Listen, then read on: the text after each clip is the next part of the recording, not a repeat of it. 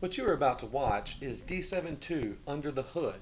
This is a new series exclusively for members of DMZ at dsupportonline.com/DMZ.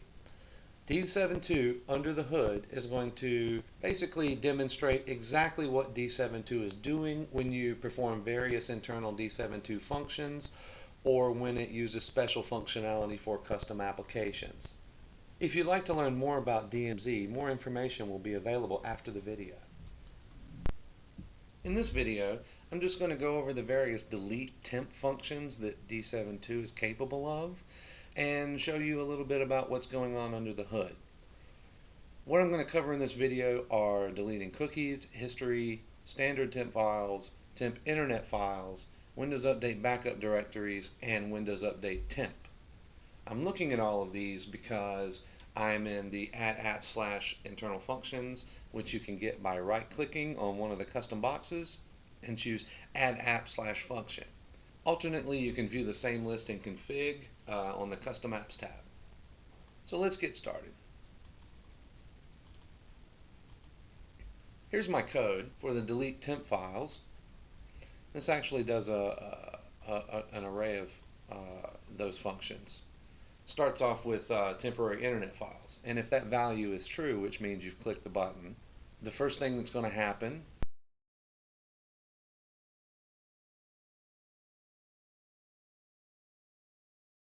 is we get a user list that's defined up here, and that user list is essentially every user directory on the computer.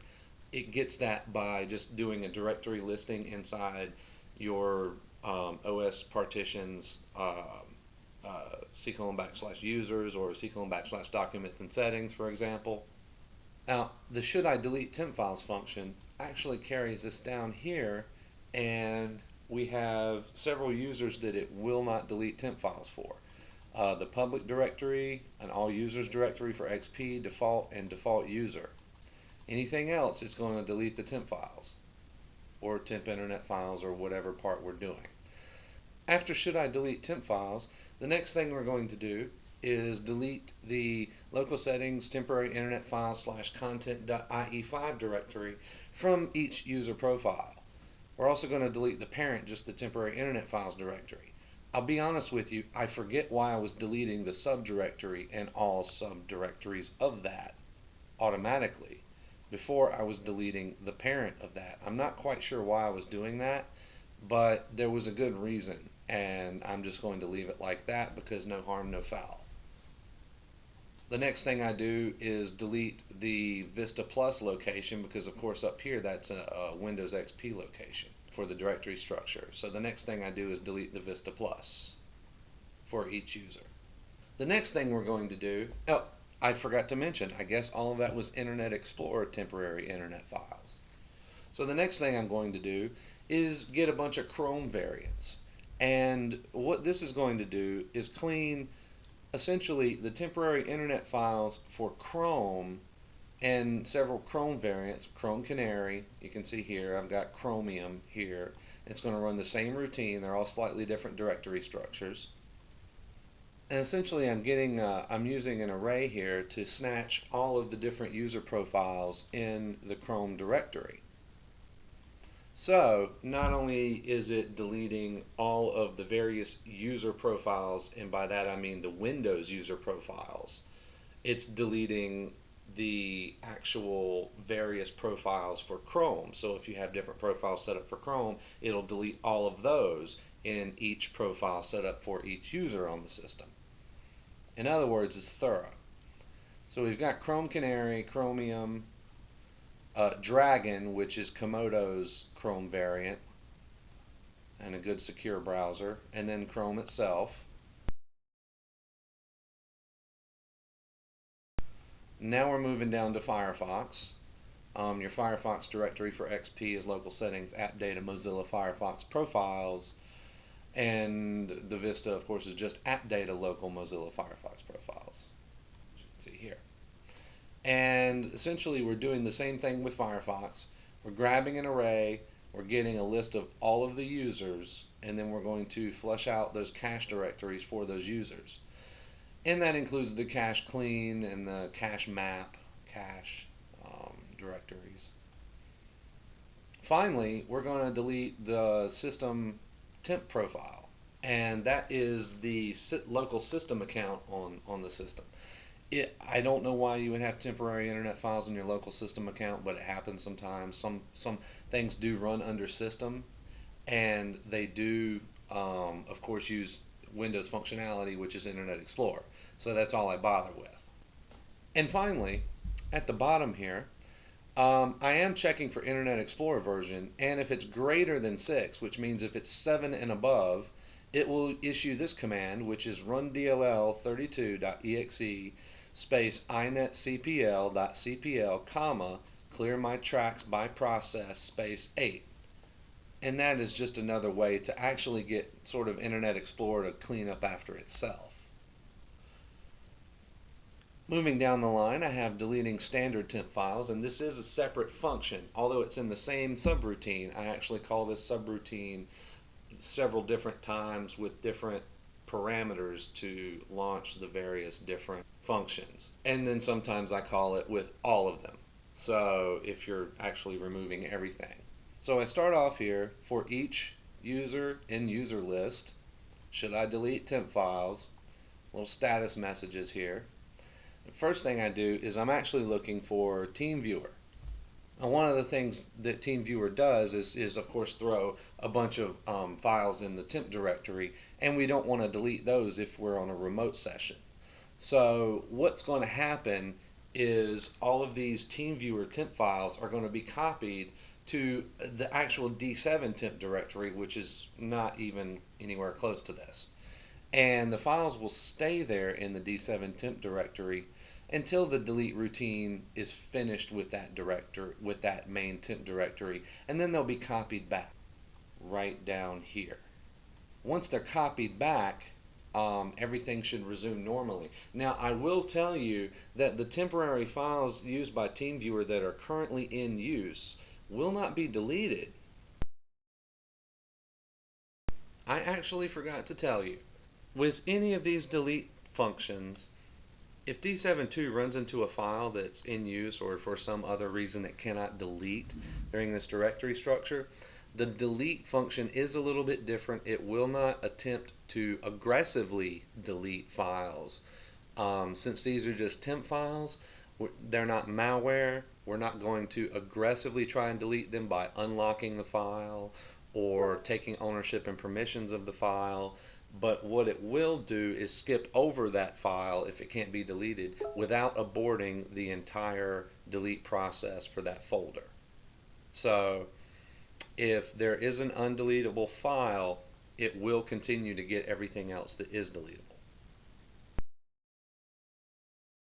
That doesn't mean I shouldn't back up the TeamViewer directory in the temp first and then attempt to restore it afterwards. That's because some of the files aren't in use, but they're still going to be expected to be there.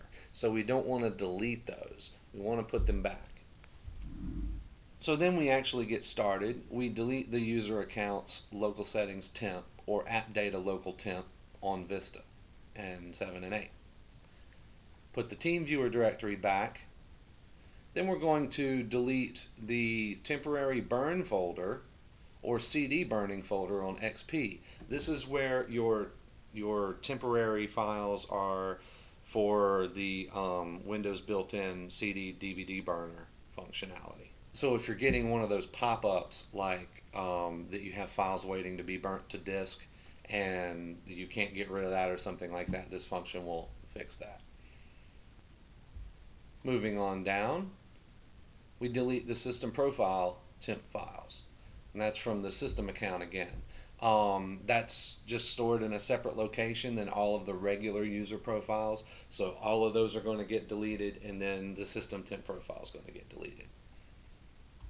And next we have Cookie Crisp, as I've put it in my notes, and we're just essentially doing the same thing as deleting the temporary internet files when it's told to, of course, but it's deleting cookies. And it will do this from every user account and then from every Chrome variant and every user profile in every Chrome variant and Firefox. And then the system profile. We also have another Internet Explorer command for IE7 and above, and that's the same run DLL clear my tracks by process with a different parameter of 2, which clears the cookies. Now we've got history. We're going to do the exact same thing. This is internet history. This is not Windows history on the computer. So we've got our Chrome variants. We've got our Internet Explorer.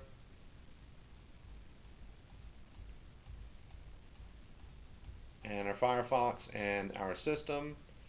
And another run DLL command just to make sure it's done. Now we get to skip all of the users, and now we're down to the section where we're not recursively looping through all of the various user accounts on the system. We're just going to do standard temp files at this point, and by standard temp files I mean essentially the Windows temp directory. Pretty much isn't anything else in this little section here, with the exception of this del zbf, which is a function that deletes 0-byte files in the Windows directory and the Windows System 32 directory. I have seen systems that had just a few, and then I've seen systems that had hundreds of 0-byte files. And sometimes they can cause issues depending on how they're named and what they're there for. So we just delete those because that never hurts. Now you'll see that I used to delete the actual temp directory on, and this is my variable S drive, which is the partition that we're working on. So if, for example, /temp existed, this would be deleted. I actually removed this functionality because, and in my comment here, I put that a user actually put something in there. So I'm not really sure how to check to see if a user's files are in there or if they're really temporary files from some program. So I'm leaving that alone from now on. Now, formerly, I also deleted Windows Update temp files. That has been moved to a separate function because you don't always want to clear your Windows Update temp files if you're just deleting temp files. For example, if you needed to delete temp files but automatic updates had been downloading a ton of Windows updates in the background, they will be gone if you complete the delete temp files function. So I've removed that and split it into its own functionality, and I'll get back to that in just a moment. So when we're finished, we get just like a little message. This is actually a debug print message, but there will be, for example, if you're running these functions in auto mode, you won't get a message at all. But if you just run them individually, you'll get a completion message that tells you how much free space was deleted. Now in auto mode, it does log the free space that was deleted, but that will go to your work report. Now we're moving on to delete NT uninstall files. These are the directories in Windows that start with the $NT uninstall word, or NT service pack uninstall. These are going to get rid of those directories which contain, of course, backup files from installations of service packs and such. Couple more directories for different versions of Windows in place, upgrade, and these will be actually in the C drive. And then, of course, we're grabbing the disk space, and we're going to report how much has been deleted when it's completed. I have an old temporary update files function, but now I have a new one which is separated and run by itself. And this actually deletes the software distribution / download folder in your Windows directory. This is what I was just mentioning, that stores all of your Windows Update, your automatic update temporary files as they're downloaded, so that they can be installed when Windows nags you to install the updates that are ready and waiting, or reboot and install, and etc. Deleting this directory is often crucial to fixing problems with Windows Update, so this functionality is also performed when you repair Windows Update with D72's repair function. But I'm splitting it to its own separate function so you can do that as part of other maintenance routines without running through the whole repair Windows Update process. It's worth note that you actually must stop some services in order to get these temporary update files deleted. We stop the WUAUSERV, which is your automatic update service, that's the short name for it, and we stop BITS, which is the background intelligent transfer service. Those two must be stopped in order to successfully delete your software distribution download directory. And then once we're finished with this routine, we'll go ahead and start those services again. And that's all we're going to cover in this video. But now you know exactly what the various delete temp files functions in D72 are doing and what they are not doing. Hope this video has been informative. Thanks for watching. We hope you found this video helpful and informative. If you'd like to see more, visit dsupportonline.com/DMZ. DMZ gives you access to self-guided personal training on D72 and quick tip videos, malware removal videos, custom configurations and definitions for D72. You can make custom app requests and get early release access to new app configurations. You can also take an additional 10% off all other D-Support Online services and support. Optionally, you can get one-on-one personalized training, follow-up training sessions, Q&A with the developer in those training sessions, a custom logo setup service. You can attend a webinar of your choice, and that includes premium support services for D apps, including phone and remote support. So stop by today. That's dsupportonline.com/DMZ. Thanks for watching.